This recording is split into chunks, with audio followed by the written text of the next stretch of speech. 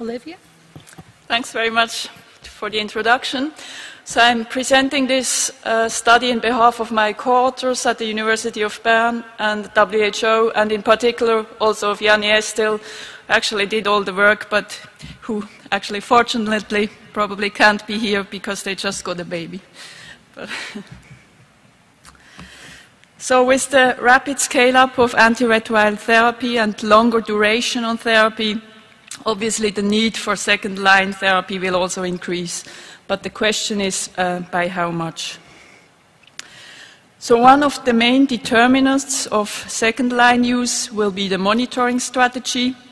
So we look here at switching rates in the large IeDEA network, which is a large network of HIV collaborations. And what you see is that switching rates are highest in red if routine viral load monitoring is used. It's lowest for clinical monitoring in green, and it's in between for CD4 monitoring and targeted viral load monitoring. Now, routine viral load monitoring wasn't available until recently in most countries. It's actually only Botswana and South Africa which really use it since a long time, here in green. But now with the new WHO recommendations, more and more countries are moving to routine viral load monitoring. So we see, for example, here the small country Malawi is in the process of implementing viral load monitoring.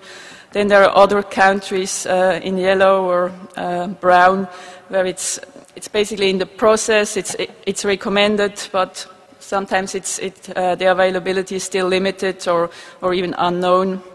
Then some other countries in blue, they only recommend targeted viral load monitoring or no viral load monitoring at all. So in a WHO survey of 2013, of the 7.5 million people who were on ART, 280,000 were on second-line therapy, which corresponds about to 3 to 4%. And as probably most of you know, the cost of second-line therapy is still much higher than the cost of the usual first-line therapy. So basically estimating this need of second-line therapy will also have important cost implications. So we aimed to estimate the future need of second-line therapy by using a mathematical model and also assuming different scenarios of ART scale-up and monitoring strategies.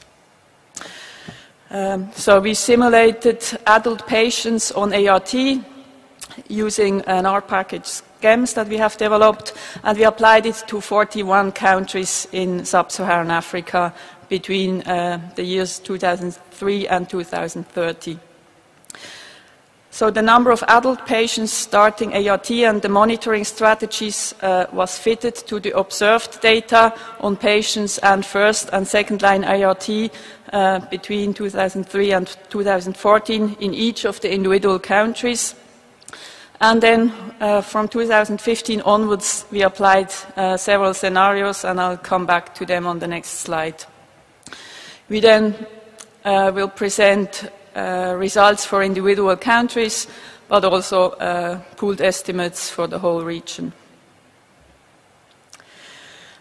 So now looking at the different scenarios, so overall from 2015 onwards we assumed 12 different scenarios which basically combine different ART scale-up scenarios, retention and switching assumption, and either routine viral load monitoring or targeted viral load monitoring.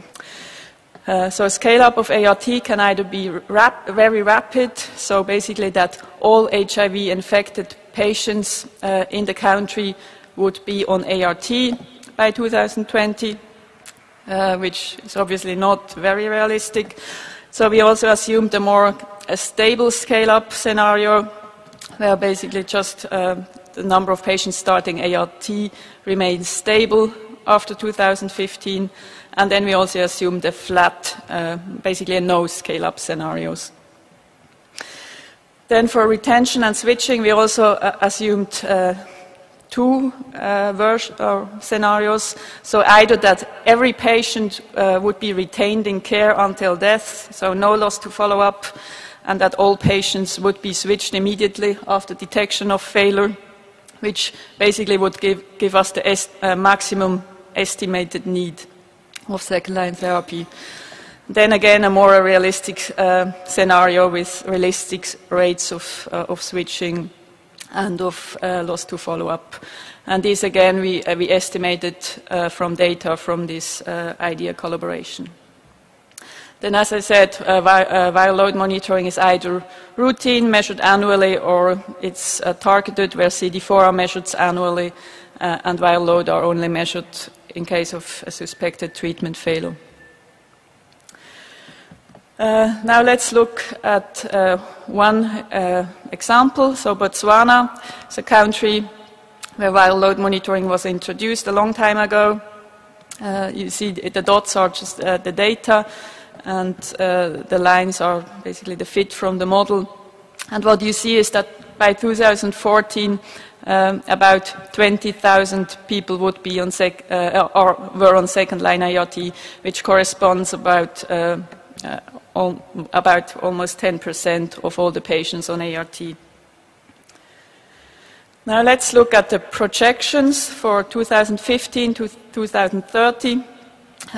So the black curve is the maximum need of second-line therapy. So with this very rapid ART scale-up and the perfect retention and switching. And the red curve is the expected use with this stable scale-up scenario and more realistic retention and switching. And what you see is that by 2030, the absolute number of people on second-line therapy would about double. And there's not too much difference between the two strategies. Now let's look at Mozambique, which is a country where so far few patients have been switched on second-line therapy. So in 2014, it was only about 1% of all the patients. So they also didn't use viral load monitoring so far. And if you now look at the projections, again in black, the maximum need with routine viral load monitoring, rapid scale-up, and perfect retention and switching, and the red curves are more realistic scenarios, either dark red with routine viral load monitoring or with light red for targeted viral load monitoring. So you see that depending on the monitoring strategy that will be implemented, we have really quite a difference. Now let's look at all the countries together. So looking at three different strategies. So on the left column is either routine viral load monitoring for all the countries. The middle column, it's routine viral load monitoring also for all the countries except the countries where it's not recommended currently. And the right column is routine viral load monitoring only in the countries where it's already being used or scaled up, which is Malawi, Botswana, and South Africa. So let's focus first on the highlighted boxes. So first the left one. So it's basically the maximum need of what we would expect in 2030 with perfect retention and switching. Perfect retention and immediate switching. So about 4.4 million would be on second-line ART compared to less than 500,000 today. And this scenario here is probably the more really realistic scenarios where routine viral load monitoring would be implemented by the countries that already recommend it, and we assume a more realistic retention and switching scenario. If only the country implemented that already have done it now, you see that the numbers are much slower, so they vary between 707,000 and about 2 million.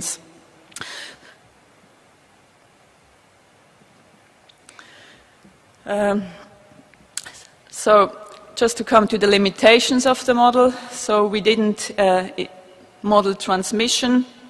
So the number of people living with HIV is assumed to be stable in all the countries after 2015. So we didn't really take into account the effect of ART scale-up on incidence, HIV incidence. The model was restricted to adults, but with time more perinatally infected children will move to adulthood and also need second-line therapy. And the model also didn't take into account the differences in ART care and patient characteristics between countries. But what we really see is basically that the estimated need of second-line therapy will depend a lot on the monitoring strategy. And one of the key requirements in the future is also that we will get more affordable second-line therapy regimens. So thanks very much for your attention.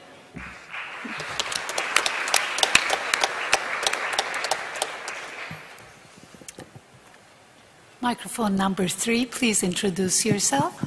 Hi, Annette Sohn from Treat Asia ANFAR. Thank you, Olivia, for a very nice analysis. Given that there are some concerns about starting treatment in patients who are asymptomatic with higher CD4, does your model take into consideration the possibility of worsening adherence and retention over time? So far we didn't include it. I mean, we could include it, but the